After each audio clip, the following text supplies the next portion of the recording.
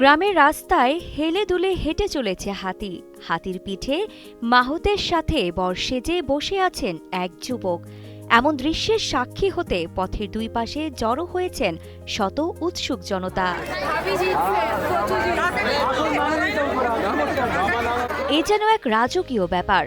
শ্বশুরের ইচ্ছে পূরণে বর এসেছেন হাতির পিঠে চড়ে, আর বিয়ের আনুষ্ঠানিকতা শেষে কনে ফিরেছেন ঘোড়ার গাড়িতে। বর মোহাম্মদ ফারহান ফয়সাল জয়পুরহাট সদর উপজেলার চকমোহন গ্রামের ফজলুর রহমানের ছেলে। তিনি পেশায় বিমান বাহিনীর সদস্য। কনে ফারহানা আক্তার সোনারপাড়া গ্রামের দুলাল হোসেনের মেয়ে। আমার ছোট বোনের বিয়ে আর কি, আর এটা অনেক আগের হাতি ঘোড়া দিয়ে আর কি বিয়ে হওয়া। ছেলে হাতির পিঠে আসবে আর মেয়ে ঘোড়ার পিঠে করে চলে যাবে। আমার ফুপির এরকম বিয়ে হয়েছে, আমরা দেখিনি, ছোটবেলায় ছিলাম, তাই আমাদের অনেক ইচ্ছে ছিল যে ছোট বোনকে এভাবে বিয়ে দিব আর কি। এই জন্য আর কি আমাদের এত কিছু আয়োজন। এখন আমরা বোনকে ঘোড়ার পিঠে করে পাঠাবো, এটাতে আমরা অনেক খুশি।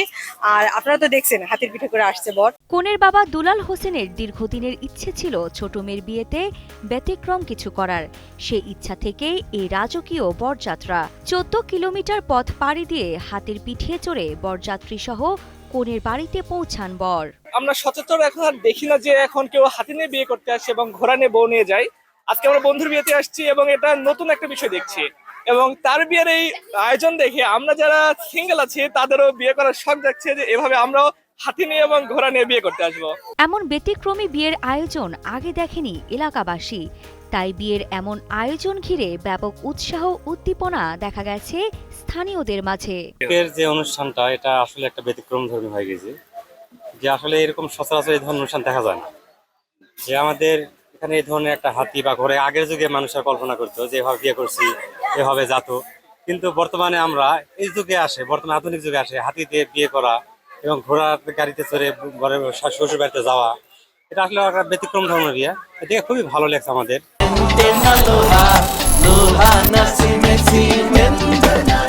আমরা শুনছিলাম মানে ঘোড়ার গাড়িতে চড়ে বিয়ে করছে বা হাতিতে চড়ে বিয়ে করছে, আমরা গল্পই শুনেছি কিন্তু কখনো দেখার সৌভাগ্য হয়নি। কিন্তু আজকে আমরা নিজের চোখে দেখতেছি এবং সেই বিয়ের অনুষ্ঠানে আমরা বরযাত্রী হিসাবে এসেছি।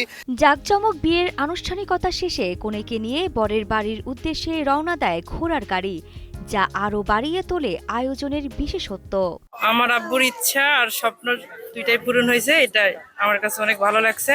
আলহামদুলিল্লাহ, আমি অনেক খুশি। সর্বপ্রথমে সর্বশক্তিমান আল্লাহ তাআলার কাছে আমি শুকরিয়া আদায় করি, এরকম একটা শ্বশুর আমি পেয়েছি। তার এত শখ এত স্বপ্ন আজ বাস্তবায়িত হয়েছে, সকলে বলে আলহামদুলিল্লাহ। তার মেয়েকে আজকে আমার হাতে তুলে দিলাম। দেশবাসীর কাছে আমি দোয়া চাই আমরা যেন ইসলামী বিধিবিধান অনুযায়ী আমার জীবন পরিচালনা করতে পারি এবং আমাদের দাম্পত্য জীবন যেন সুখের হয়, সেই জিনিসটা দেশবাসীর কাছে আমি দোয়া চাই। এবং আজকের ফিলিংস আমার বলে বোঝানোর মতো কিছু নাই, সকলে দোয়া করুন আমাদের জন্য। মেয়ের বিয়েতে ব্যতিক্রম কিছু করার ইচ্ছে ছিল দুলাল হোসেনের। সেই ইচ্ছা থেকেই এই রাজকীয় আয়োজন বলে জানান কনের বাবা। এই অনুষ্ঠানটা বিশেষ করে আমার নিজের চেতনায় ছিল যে বিয়েতে আমার বড় বোনের বিয়ে হয়েছিল হাতিতে। আমার প্রোগ্রামটা মোটামুটি একটা ছিল, বড় আশাও ছিল যে হেলিকপ্টারে বিয়ে দেবো। খুব একটা সকাল লাভটা ছিল এবং হেলিকপ্টার আমি বুক দিয়েছিলাম 1,20,000 টাকা। অকারণে তারা ব্যর্থ হওয়ার জন্য আমি লাস্ট সিদ্ধান্ত নিই যে হাতি আর হাতিতে আমার জামাই নিয়ে আসবো এবং মেয়েকে ঘোড়াতে পাঠাবো। এই সুবাদে এই অনুষ্ঠানটা আমার করা ইচ্ছা বা আবেগ ছিল, সেটাই আমি অনুভূতিটা আজ প্রকাশ করলাম। ব্যতিক্রমী আয়োজন ঘিরে জয়পুরহাট জুড়ে এখনও চলছে আলোচনা, আর অনেকেই দেখছেন হারিয়ে যাওয়া ঐতিহ্যের সেই রাজকীয় রূপ। আরিফা জাহান, প্রিনন, কালের কণ্ঠ।